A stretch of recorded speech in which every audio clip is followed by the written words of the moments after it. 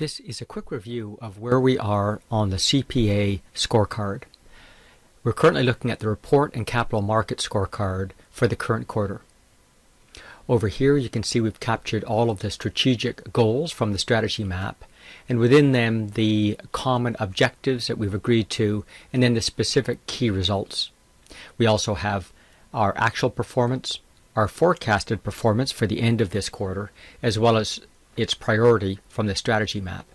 And based on the actual status and priority, we've calculated the available points so far earned and the available for this period. If we scroll down them, you can see that we've begun to do things like add in status commentaries on the work that we've been doing, as well as having the opportunity of indicate whether we'd like to have a discussion on this during the upcoming performance meeting. Of course, these scorecards aggregate up to the overall RGS scorecard, and on that scorecard we can see the overall score for each of the teams, and of course who's accountable for them, and then any specific objectives which have been linked from that area to roll up to be seen on the overall scorecard. In addition, we can look at various reports, such as how the team has been doing over time, comparing the different teams to each other. Let's take a look at how we're doing overall with RGS so far. Now what you'll see is initially we started off this game with an available 1,000 points, but as things happen, meetings get cancelled or delayed, we indicate that change in our forecast completion, and eventually this line will come down to this green area here, the success zone.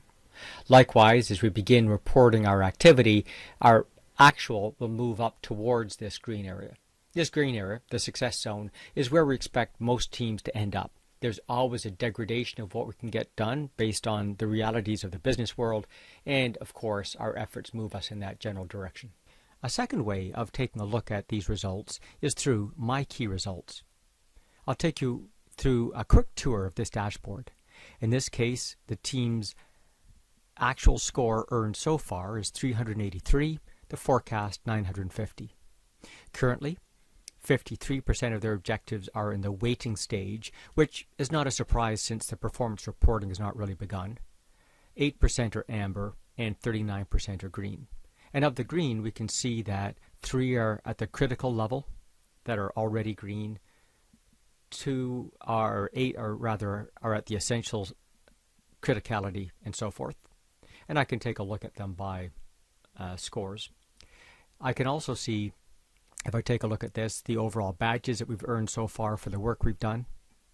This part of the dashboard shows me a comparison of our score compared to the others. Now, some areas have not yet begun reporting their performance, and other areas have only done it in portions. Down here we can see the alignment between the activity we've done and the priority of the strategic goal from the strategy map. We can see that trend graph we saw before, and even a leaderboard that shows us currently being in the 3rd position.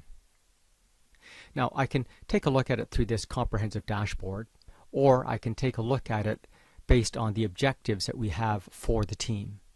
So here are those same objectives we saw before, and over here we have who's responsible for them and the status. Now where this becomes handy is we can actually also, if an individual would like, see their own individual objectives.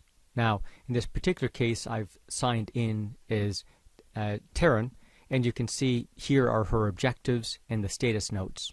And to update her status is pretty straightforward. So I just click and choose what the status is I would like for the actual, the forecast, do I want to have a discussion, and I can add in any notes that I want. So updating this should only take a few minutes for each person, a day or a week or a month, however often we'll be reporting this. So there's a quick tour for now.